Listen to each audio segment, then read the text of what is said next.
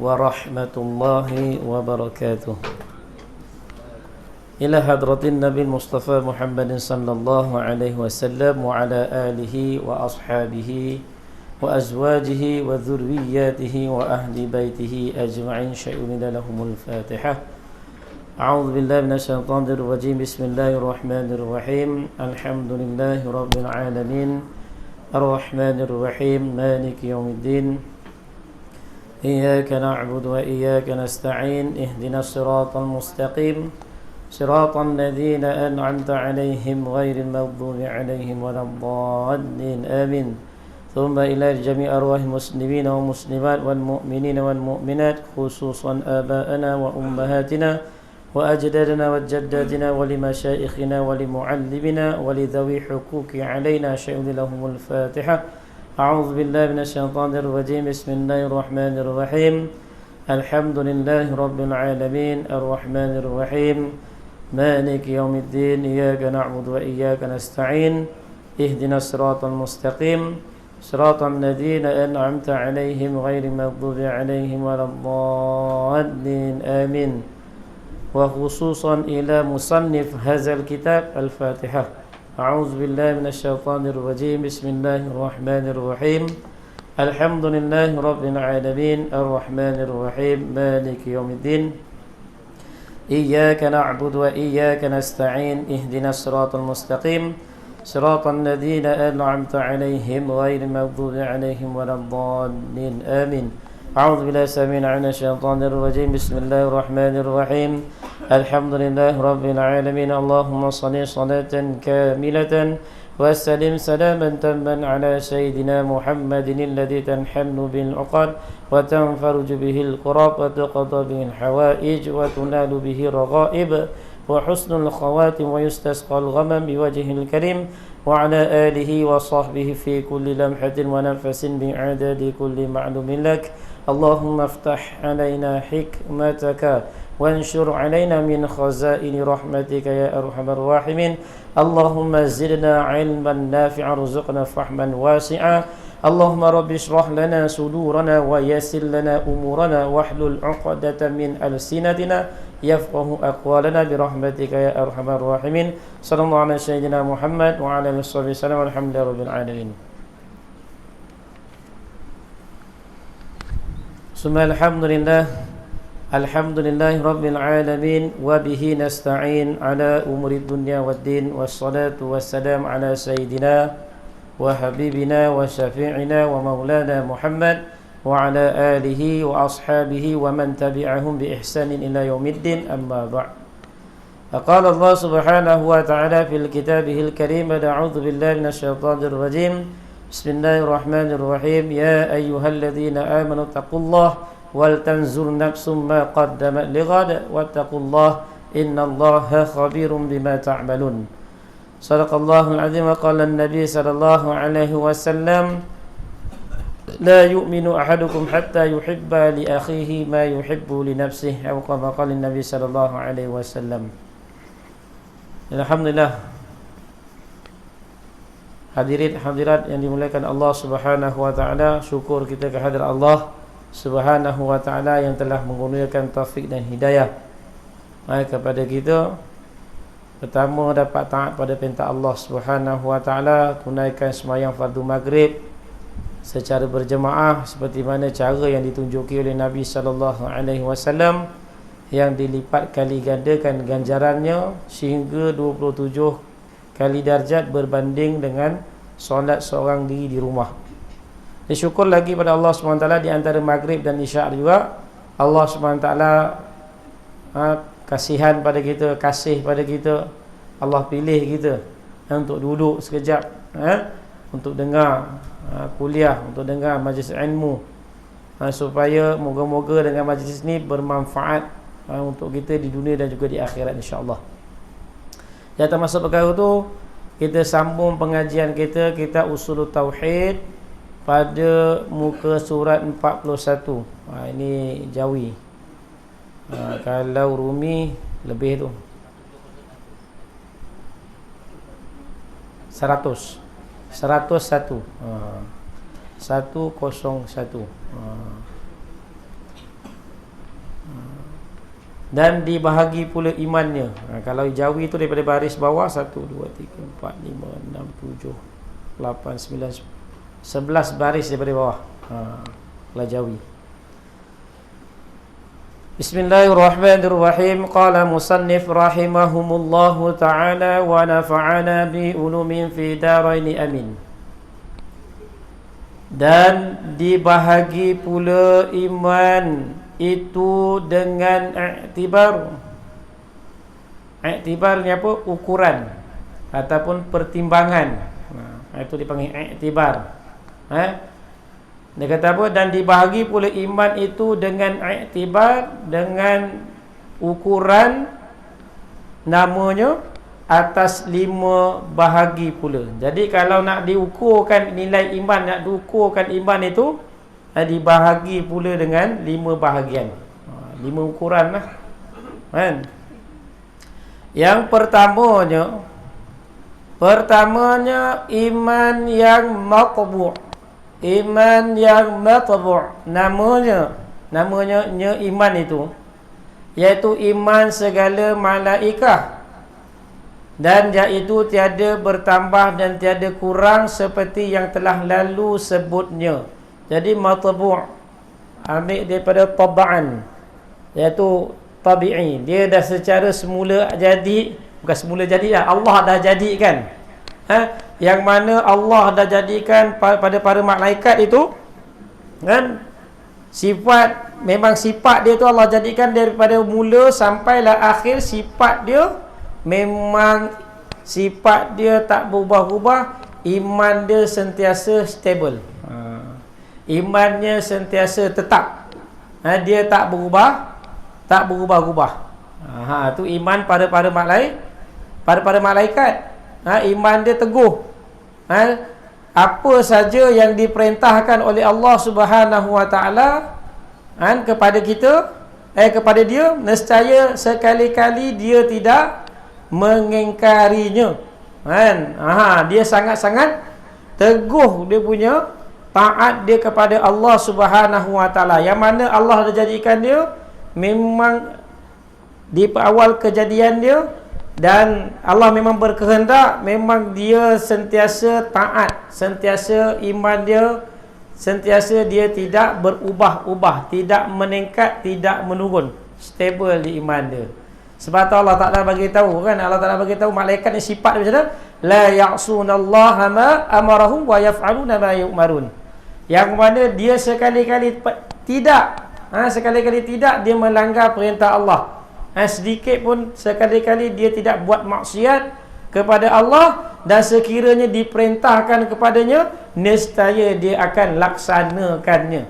Ini malaikat. Dia stable, dia tak kira apa. Dia tak kira apa. Dia terus, dia tetap iman dia. Iman dia teguh. Apa jua yang ada tanda-tanda, sama ada dia lihat, nampak, maknanya dia sama ada dia datang satu tanda-tanda yang baru untuk malaikat, dia tetap stable. Dia iman ni dipanggil iman matbu'. Iman yang Allah Ta'ala jadikan pada khusus pada malaikat, yang mana iman dia tidak ada peningkatan dan tidak ada penurunan. Dia stable. Buatlah macam mana sekalipun, itulah iman dia. Allah Ta'ala perintah, tak tanya banyak, tak soal, terus buat. Kan? Tak datangkan tanda apa-apa, dengar je daripada Allah Subhanahu Wa Taala, terus sami'na wa ata'na, dengar dan taat. Ini sifat malaikat. Dia tak ada tanya-tanya dia, kenapa nak ni, kenapa nak tu, tak ada. Dia terus laksanakan perintah Allah. Ini iman para malaikat. Iman yang dah stable. Kemudian seterusnya,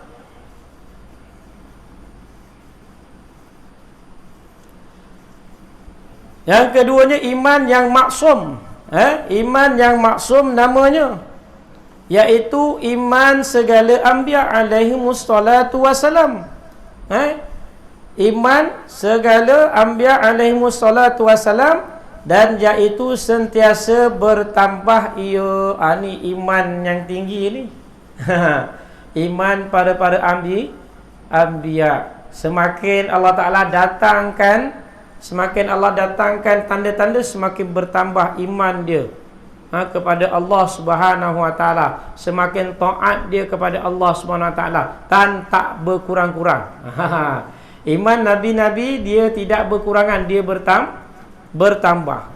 Yang mana Allah Ta'ala telah jadikan kepada para anbiya alaihissalatu wassalam, iaitu sebagai suatu orang yang maksum. Orang yang maksum, iaitu dosa dahulu dan dosa yang kemudian telah diampunkan. Maknanya tak ada dosa. Allah telah bersihkan. Allah telah bersihkan pada malaikat. Kan Allah beritahu, inna akhlasnahum bi khalisatin zikrad dar. Sesungguhnya kami telah jadikan mereka tu, iaitu para anbiya atau para nabi itu suci, bersih, dengan sebab satu sifat mereka yang murni. Dengan sebab sifat bersih itulah asbab sifat mereka jadi murni. Allah dah bersihkan nabi-nabi ni sebelum dilantik sebagai nabi, kan Allah dah pelihara dah. Sebenarnya daripada awal-awal lagi kelahiran para anbiya alaihissalatu wassalam, Allah telah pelihara dah segala perlakuan nabi-nabi. Sebab nak jadi orang yang baik, orang yang mulia, orang yang baik di kalangan yang terbaik. Kan orang-orang yang baik di kalangan yang terbaik. Mesti Allah Ta'ala pilih dia betul-betul. Daripada kelahiran lagi, Allah dah jadikan dia kelahiran dia yang mulia. Semua nabi-nabi semuanya dipelihara oleh Allah Subhanahu Wa Taala. Lebih-lebih lagi Nabi sallallahu alaihi wasallam, nabi yang tersangat mulia daripada segala anbiya, yang mana Allah Ta'ala pelihara segala perlakuan dia, segala tindak tanduk dia, semuanya dikawal, dikontrol oleh Allah Subhanahu Wa Ta'ala. Allah letakkan nabi-nabi tu membuat satu perlakuan yang baik daripada kecil lagi. Daripada kecil lagi. Ni dia. Ni iman yang maksum. Kedua, iman yang maksum. Kemudian yang ketiganya iman yang makbul namanya. Iman makbul. Makbul maknanya iman yang diterima. Tu makbul. Makbul tu diterima. Iman yang diterima namanya, iaitu iman segala mukminin yang lain daripada anbiya. Kita tak dapat nak katasi anbiya lah. Setiap seorang daripada kita tak dapat nak mengatasi iman para anbiya. Iman para anbiya tak dapat nak atasi. Sebab Allah jadikan dia memang special. Lepas tu maksum. Yang kita ni memang banyak dosa. Lagi kita ni akhir zaman, kejap-kejap buat dosa, kan? Jadi darjat yang ketiga ni iaitu iman makbul namanya, iaitu iman segala mukminin yang lain daripada anbiya, dan iaitu bertambah ia dengan bertambah taat, dan kurang ia dengan kurang taat. Apabila bertambah iman ni, banyak amal dia buat, kan? Segala amal semua dia nak buat. Iman dah meningkat, kan? Baru dengar ceramah, kan? Sehingga terkesan dalam hati kita, meninggi. Terus malam tu tak tidur, buat amal, kan? Apabila tak dengar dah lama, tak dengar cerita tentang agama, lama dia pun merudum. Lomah, mula dah ditinggalkan satu demi satu. Elok-elok hari dah cantik, dah semayang dia 8 rakaat malam, kurang dah jadi 6 rakaat. Lama-lama jadi 4 rakaat, lama-lama jadi 2 rakaat. Tak tahu, kan? Sehingga lemah sekali, sehingga mengatakan, ini sunat aja, tak buat tak apa.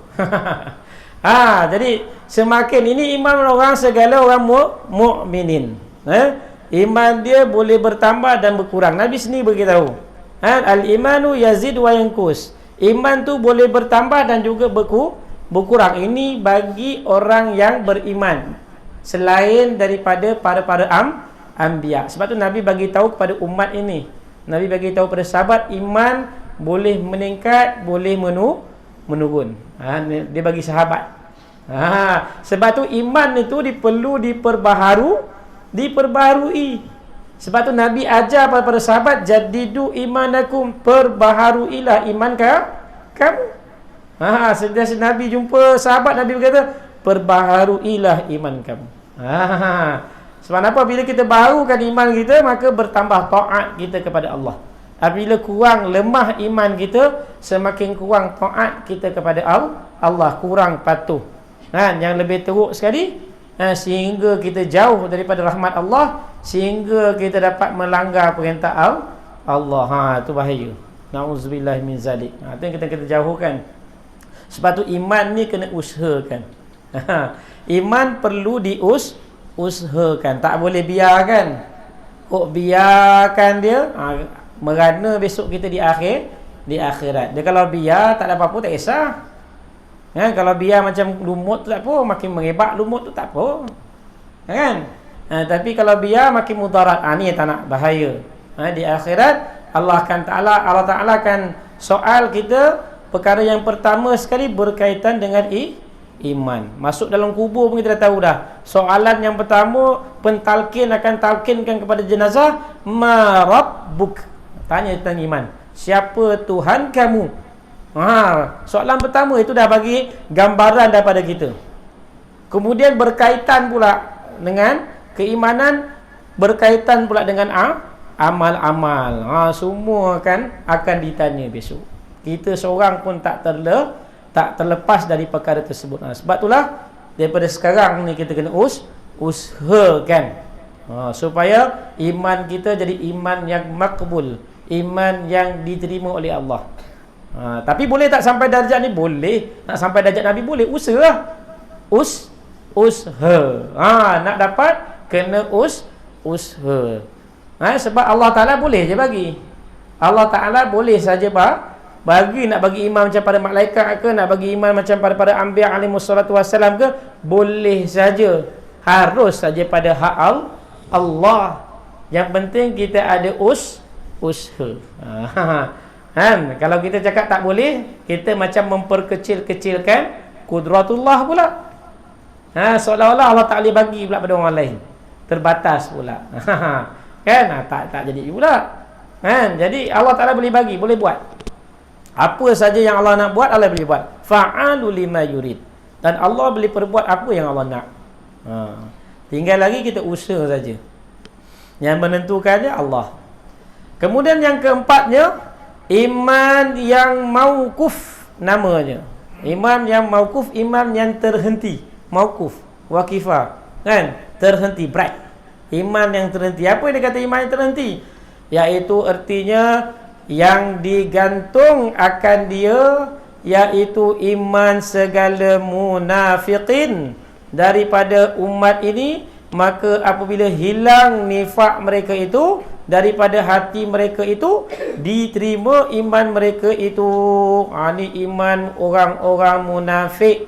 Iman dia iman yang tergantung, iman yang disekat. Dia beriman tapi iman disekat. Disekat sebab apa? Sebab dengan sifat nifak dia tu, dengan sifat munafik dia. Apa makna nifak? Iaitu menzahirkan Islam dan menyembunyikan kufur.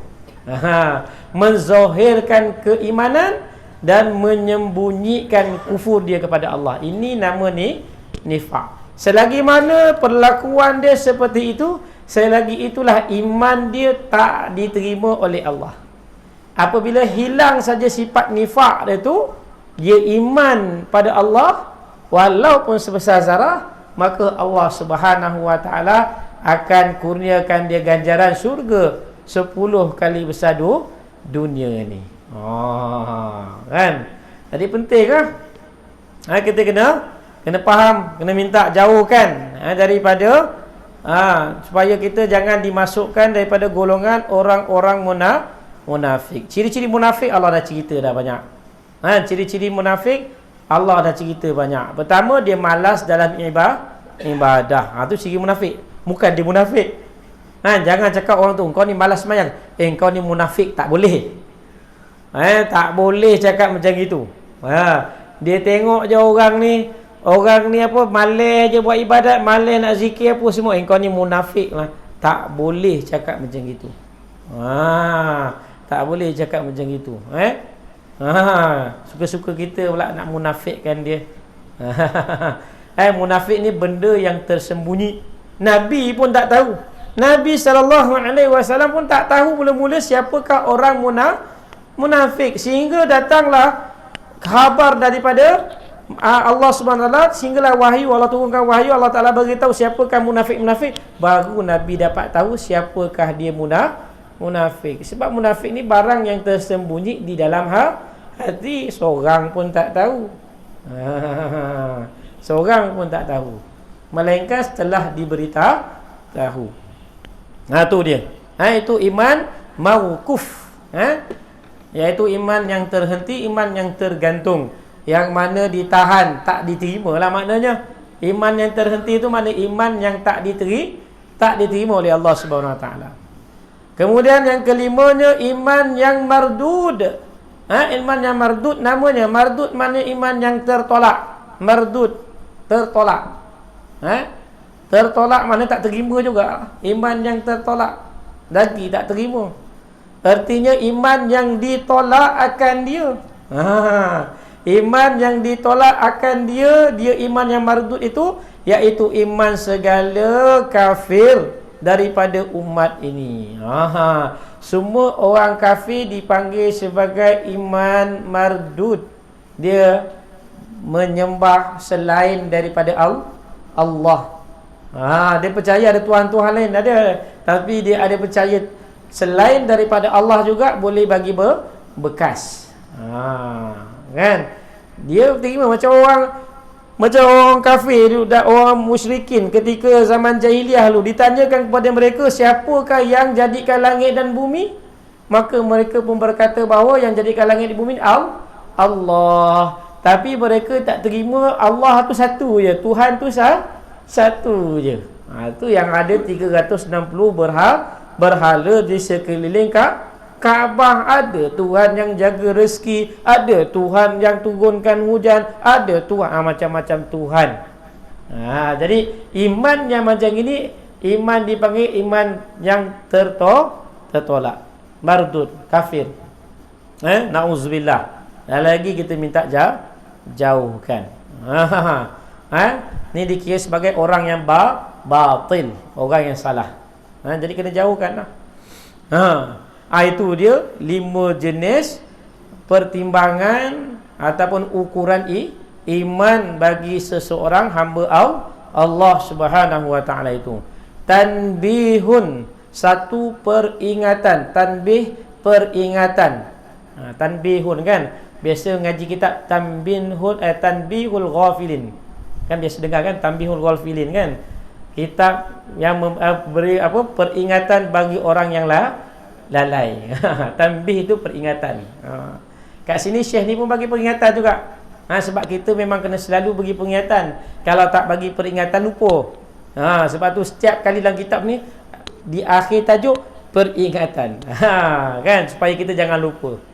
Jadi tanbihun, peringatan, bermula syarat bagi sah iman, iaitu 5 perkara. Syarat sah iman itu 5 perkara. Pertamanya beriman ia seseorang itu dengan barang yang gaib ia. Nak iman tu iman yang gaib. Kan dalam Quran dan suratul Baqarah, alladzina yu'minuna bil ghaib. Orang yang beriman itu dia beriman kepada perkara yang gaib. Allah Taala cerita tentang orang beriman. Dia beriman pada benda yang tak nampak. Gaib, tak nampak. Tak nampak tak semesti tak ada. Tu nak bagi tahu. Tak nampak tak semesti tak ada. Benda tak nampak macam angin. Angin mana nampak? Sejuk mana nampak? Ada tak dia? Ada. Kan? Sebab sejuk, panas, angin ni semua ni sebab benda yang tak nampak. Tu kadang-kadang Allah jadikan. Sebab tu Allah jadikan sesuatu perkara tu, setiap satu perkara tu pasti ada hikmahnya. Itu nama hikmah tu. Kalau kita pandang, nazarkan kita punya pemikiran kita tekan akal kita mendalamkan fikiran kita, kita fikir baik-baik di atas segala ciptaan Allah, di situlah tersirat hikmah yang Allah Ta'ala nak bagi tahu pada kita. Sama juga dengan jin dan manusia ni, kan? Hikmat dia apa Allah jadikan supaya mereka ni dapat beribadat kepada Allah. Ni hikmah dia. Bukan tujuan. Hikmah ni bukan tujuan. Hikmah ni hikmah. Susah nak bagi tahu. Hikmat lah. Satu benda yang Allah Ta'ala kurniakan. Satu benda yang Allah Ta'ala kurniakan. Yang mana Allah Ta'ala khususkan kepahaman tentang hikmah tu kepada seseorang. Itu hikmat nama dia. Kan? Lepas tu dia kata apa? Beriman ia dengan barang yang gaib ia. Artinya barang yang gaib pada akalnya. Pada akal. Mana tak nampak tergambar? Pada akalnya, iaitu seperti hakikat zat Allah. Siapa yang seorang pun memang tak termasuk pun dalam akal dia nak fikir zat Allah ni macam mana, bulat ke, empat segi ke, panjang ke, pendek ke. Memang tak tergambar. Sebab apa? Allah bagi tahu laisa kamitslihi syai'un. Dan Allah Ta'ala itu sekali-kali tidak sama dengan segala sesuatu. Panjang ke, pendek ke, bulat ke, lebar ke, putih ke, hitam ke, warna ke, tidak. Tidak. Sekali-kali tidak. Allah Subhanahu Wa Ta'ala tak sama dengan satu. Jadi kita pun fikir, sampai tak akal kita? Tak sampai. Itu dia kata. Akal kita tak sampai. Dia kata barang yang gaib pada akalnya, yang tak tergambar, yang hilang daripada pemikiran kita, yang gaib daripada pemikiran kita. Bagaimana nak fikir zat Allah ni tak dapat nak fikir. Sebab tu siapa yang fikir zat Allah ni, dia akan jadi gila. Kan? Kita ilmu bau setitik jarum, ujung tu jarum ni, nak banding dengan ilmu Allah yang luas lautan tu, macam mana nak tahu? Kan? Macam mana nak tahu? Nabi Musa AS pun pengsan, belum tengok Allah lagi. Baru tengok tajli sak aja, baru tajli Allah Ta'ala sikit je, bukit dah terpelanting, dah pingsan. Tak dapat lagi nak tengok. Tak dapat lagi nak tengok. Melainkan Nabi SAW yang khusus Allah Ta'ala beri pada Nabi SAW. Tidak pada Nabi-Nabi yang lain. Tidak kepada Nabi-Nabi yang lain. Sebab tu tak tergambar. Macam mana Allah tak tergambar? Tak boleh nak cerita. Tak boleh nak masuk akal. Akal tu tak dapat nak apa orang kata tu? Nak fikir kan, tak dapat. Memang tak tergambar pun. Dan hakikat segala sifatnya, memang hakikat sifat dia pun tak dapat fikir. Macam sama sifat wujud Allah, wujud macam mana tak nampak kan? Wujud qidam, baqa', mukhalafatu liyalah hawadis, ya ta'ala binafsih, wahdaniyah, qudrah, iradah. Tak dapat nak gambarkan betul-betul hakikat. Secara hakikatnya memang tak dapat gambar di akal. Tak dapat nak fikir akal, tak dapat. Pada secara hakikatnya. Dan segala hakikat, segala suruhannya, kita pun tak tahu apa hakikat yang Allah Ta'ala perintah kita ni. Apa sebenarnya kita pun tak tahu. Tak tahu. Seorang pun tak tahu. Cuma just kita taat saja. Apabila diperintahkan kepada kita, kita cuma taat. Tapi hakikat daripada solat itu yang Allah Ta'ala perintah tu, seorang pun tak tahu kenapa Allah buat. Seorang pun tak tahu.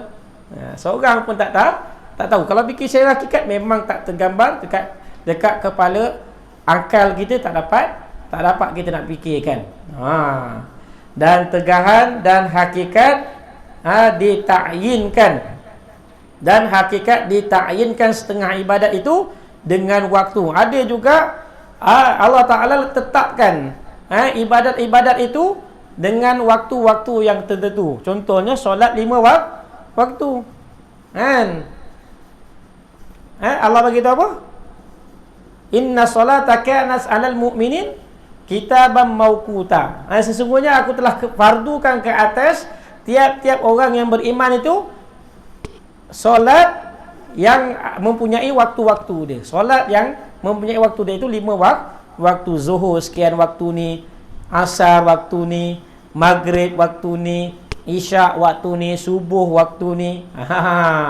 Kan? Jadi waktu-waktu tu Allah letakkan waktu-waktu tu pun kita pun tak dapat nak fikirkan kenapa Allah bubuh waktu zuhur. Tak tahu. Seorang pun tak tahu. Tapi ada. Ada yang mana seorang pun tak dapat nak gambar. Kenapa solat tu buat je lah waktu lain. Itu kalau fikir kita. Itu fikir kita. Adalah sebabnya tu yang kita tak dapat nak fikirkan. Sebab pemikiran kita terbatas. Dan barang yang lain daripada yang demikian apa? Yang dia kata demikian daripada barang barang yang ghaib, barang yang ghaib ia, barang yang lain daripada barang yang ghaib itu setengah daripadanya iaitu barang yang didapat kita ta'akkul akan dia. Barang yang didapat kita ta'akkul. Ta'akkul ni apa? Bukannya aiskrim makul tu. Ta'akkul tu yang mana kita boleh fikir, yang boleh kita gunakan akal kita, dia panggil ta'akkul. Yang boleh gunakan dengan akal kita untuk berfikir, itu dipanggil ta'akkul. Barang yang didapat kita ta'akkul akan dia, tetapi tiada dapat kita tahqiq akan dia dengan panca indera yang zahir ini, iaitu seperti wajib beriman kita dengan segala sifat Allah Subhanahu Wa Taala yang bertafsil itu dengan tafsilnya. Sifat-sifat Allah kita cuma boleh tergambar, kita cuma boleh fikir dengan akal je, tapi tak dapat nak tahqiq dengan lebih halus lagi, dengan secara lebih terperinci, lebih dalam lagi, tak dapat. Dengan lebih dalam tak dapat. Cuma setakat basic je sebenarnya yang kita boleh dapat. Kita boleh keluarkan dalil-dalil aja, tapi lebih-lebih tak dapat. Lebih-lebih tak boleh. Sebab akal kita tak sampai. Kan? Wujud Allah Subhanahu Wa Taala, cerita pasal wujud pun cukup. Wujudnya Allah Subhanahu Wa Taala yang mana tidak ada permulaan, tu pada tak sifat yang kedua, kidam, sedia kala. Allah Ta'ala bagi tahu, kan, huwa awwalu wal akhiru. Dialah yang awal-awal. Yang bagi tahu yang awal-awal tu yang tidak ada dimulakan dengan mula. Tak ada. Tidak ada yang dimulakan dengan mula. Faham tak? Mana tak ada siapa pun yang mendahului. Tak ada mula. Tak ada mula. Kalau macam kita ni ada mula. Mula kita apa? Mula kita tak ada.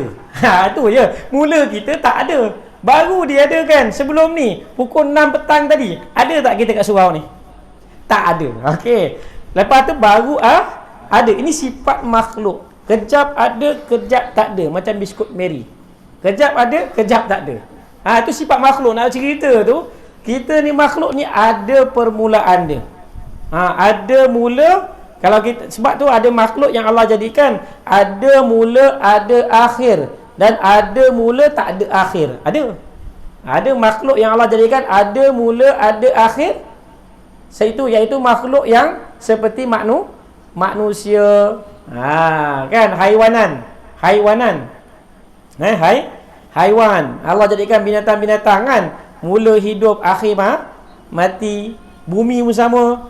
Kan, mula-mula diciptakan ada, esok akan dibinasakan. Atau ada mula, ada akhir. Asal tak ada, Allah jadikan. Dan ada juga ada mula, tak ada akhir, iaitu apa? Syurga dan neraka. Allah jadikan dia dan Allah Ta'ala kekalkan dia sampai bila-bila.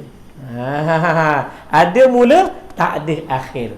Sebab tu sesiapa yang masuk, sama ada dalam syurga atau dalam neraka, maka dia kekal. Kekal apa? Kekal hidup selama-lamanya.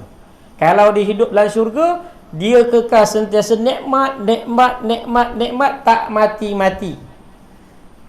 Kalau sebaliknya, kalau dia dimasukkan ke dalam neraka Allah, na'udzubillahi min zalik, maka dia akan merasakan azab yang pedih dan tak mati-mati selama-lamanya. Dah tak ada senanya dia tu. Lama, tak ada break. Tak ada break. Nya tu tak ada. Punyalah lama. Lamanya. Kan?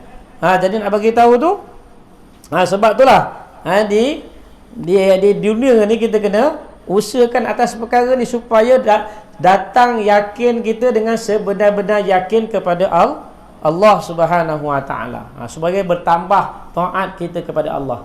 Yang senang. Tu dia. Seperti dicontoh dengan segala sifat Allah Taala yang bertafsil itu dengan tafsilnya, dan yang mujmal. Yang mujmal iaitu secara rangkuman. Itu dengan ijmalnya. Mesti ada dalil yang rangkumannya dan ijmalnya. Macam apa? Contohnya, apakah tanda ada alam, ada Allah Subhanahu Wa Taala? Adanya alam ini. Banyak lagi. Adanya bintang, adanya bulan, adanya awan. Itu tanda ada Allah lah tu. Kan? Secara itu mujmal kan. Secara ijmal kita ambil lah ringkasan daripada satu petanda berikut. Daripada iaitu bumi, alam ini. Adanya alam ini. Jadi kalau kita fikir betul-betul alam ini mana Allah jadikan dulu, kita pun tak tahu. Kalau fikir secara mendalam, akal kita tak sampai. Kalau kita tahu mana yang Allah jadikan dulu, bumi ni, bulatan yang mana Allah jadi dulu,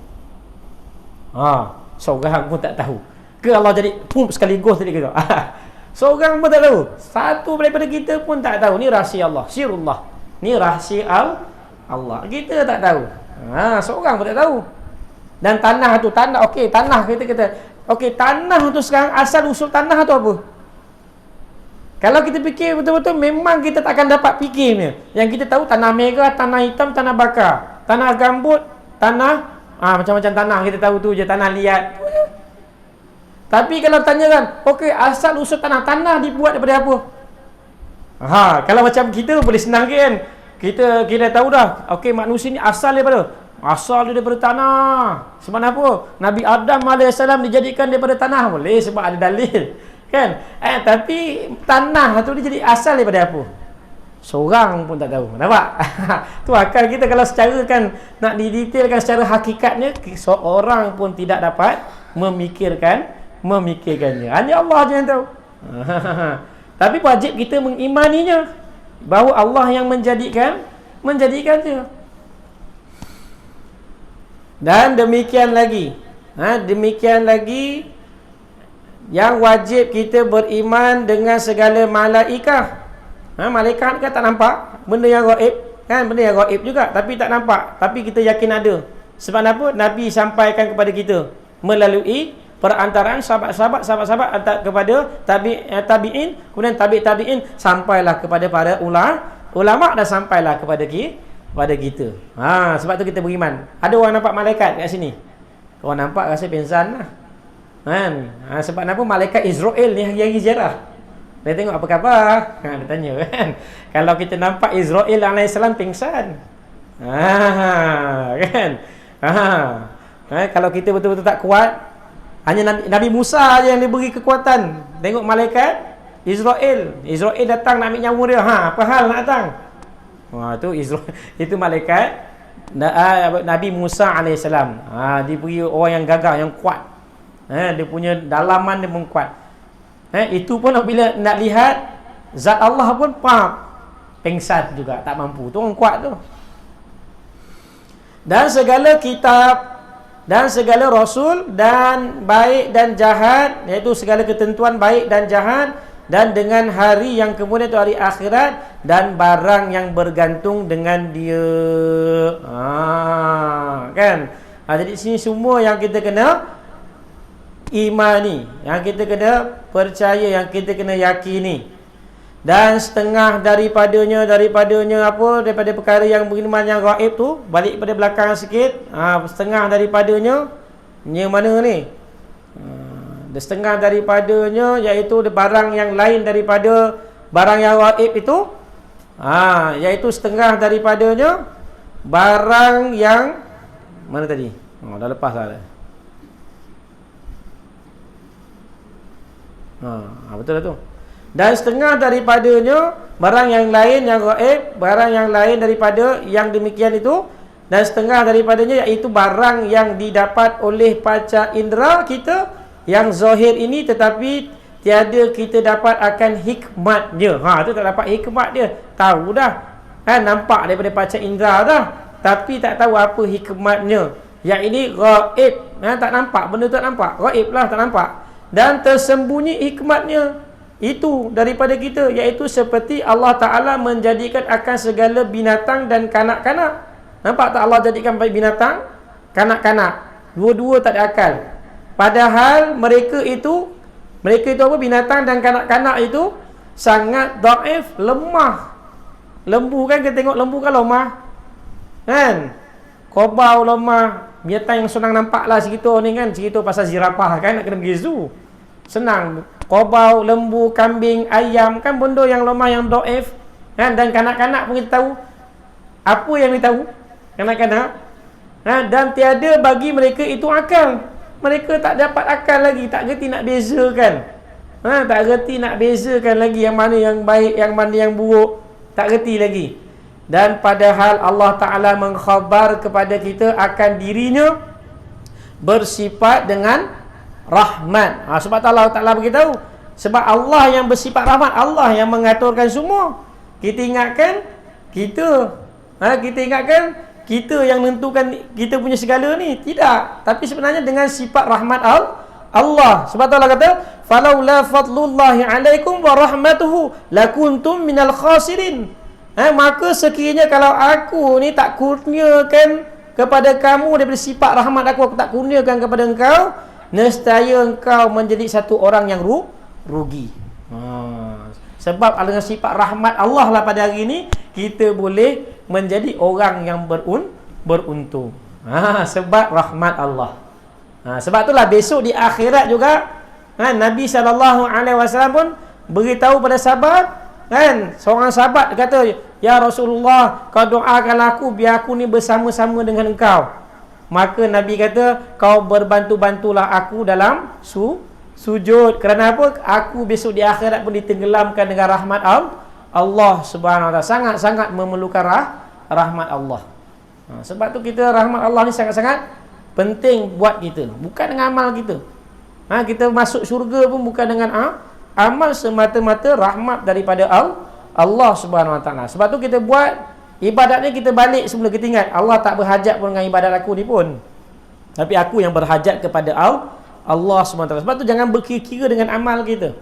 Jangan berkira-kira dengan amal kita. Kita nak berkira macam seolah-olah Allah Ta'ala ni berhajat pula dengan ibadah kita. Tidak, sedikit pun tidak. Apa yang kita buat adalah untuk kita. Kalau kita buat baik, untuk kita. Kan Allah beritahu, "Man 'amila salihan falinafsi wa man asa'a fa'alaiha." Barang siapa yang berbuat soleh, dia berbuat soleh pada diri dia, dan siapa yang buat buruk, buat jahat, sebenarnya dia buat buruk dan jahat pada diri dia, bukan kepada siapa pun, pada diri dia sendiri. Itu kita ketahui. Sebab tu dengan rahmat Allah. Dan halim, kan Allah Ta'ala, wallahu alimun halim, lembut, maha penyantun, kan, halim, sifat lemah lembut dengan kasih sayang Allah. Dan arhamar rahimin, dan sifat pemurah dan kasih sayang Allah Subhanahu Wa Taala. Dan dijadikan kita ni kasih kepada anak kita. Nampak? Allah Ta'ala yang jadikan tu.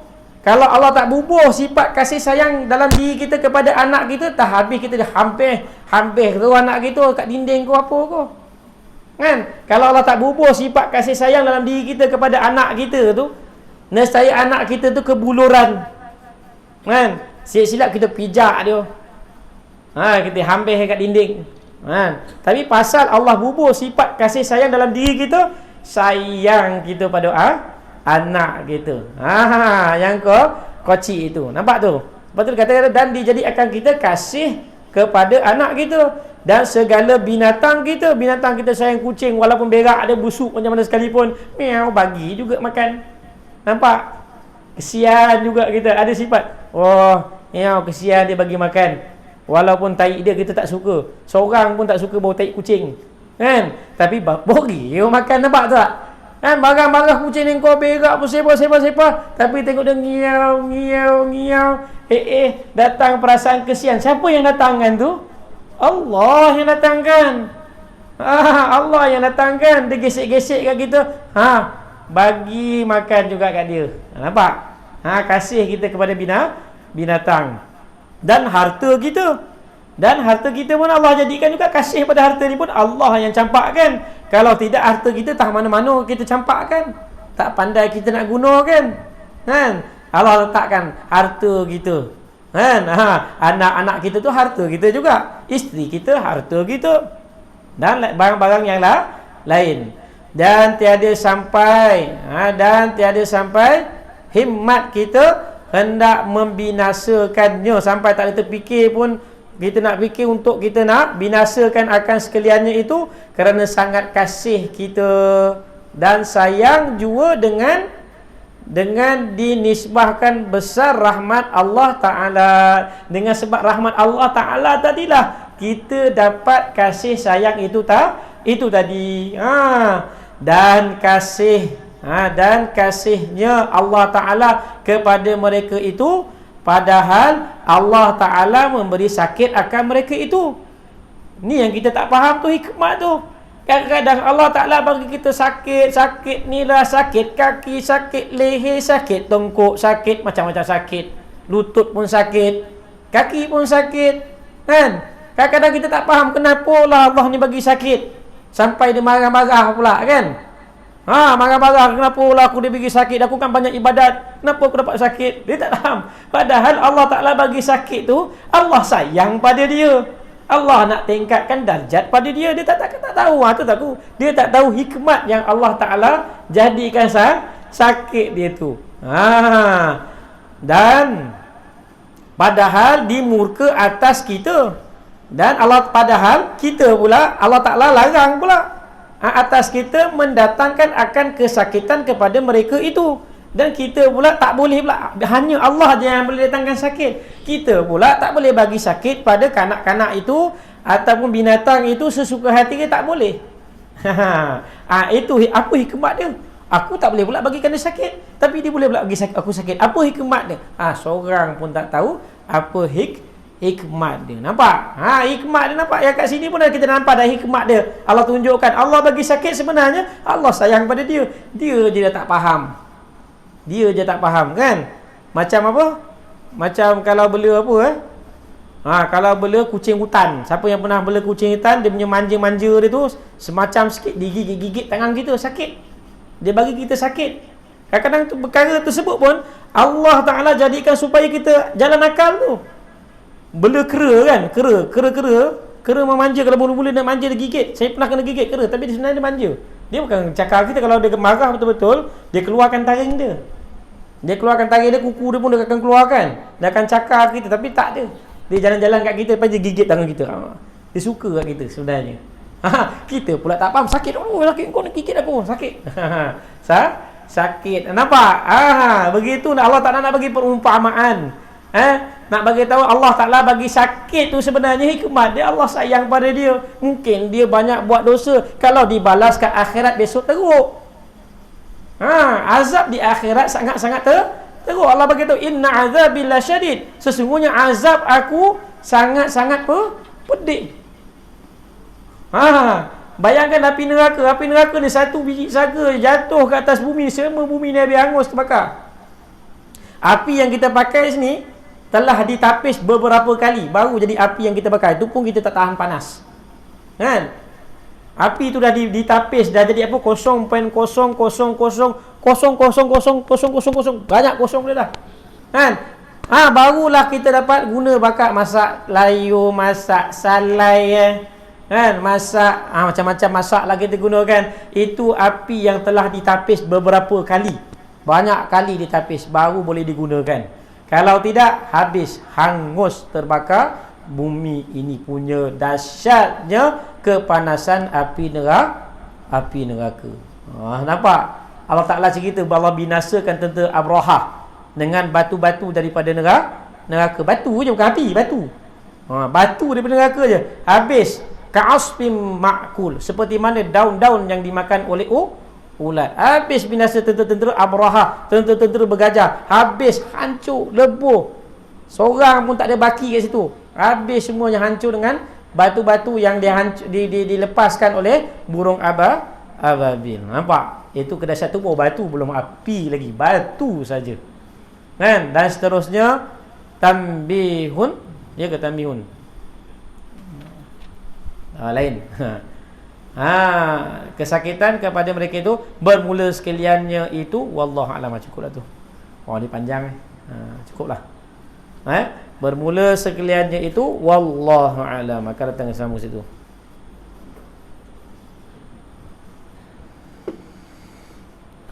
A'udzu billahi minasyaitonir rajim. Bismillahirrahmanirrahim. Rabbana zalamna anfusana wa illam taghfir lana wa tarhamna lanakunanna minal khasirin. La ilaha illa anta subhanaka inna kunna minadh dhalimin. Allahumma arinal haqqan haqqan warzuqna ittiba'ah wa arinal batilan batilan warzuqna ijtinabah. Allahumma hdina wahdina سميعا واجعلنا سببا لمن اهتدى اللهم اهدنا صراطك المستقيم صراط الذين أنعمت عليهم من النبيين والصديقين والشهداء والصالحين وحسن أولئك رفيقا يا أرحم الراحمين وصلى الله على سيدنا محمد وعلى آله وصحبه وسلم والحمد لله رب العالمين تقبل الله منا ومنكم إنا ومنكم تقبل يا كريم سبحان الله وبحمده سبحانك اللهم وبحمدك أشهد أن لا إله إلا أنت أستغفرك وأتوب إليك السلام عليكم warahmatullahi wabarakatuh.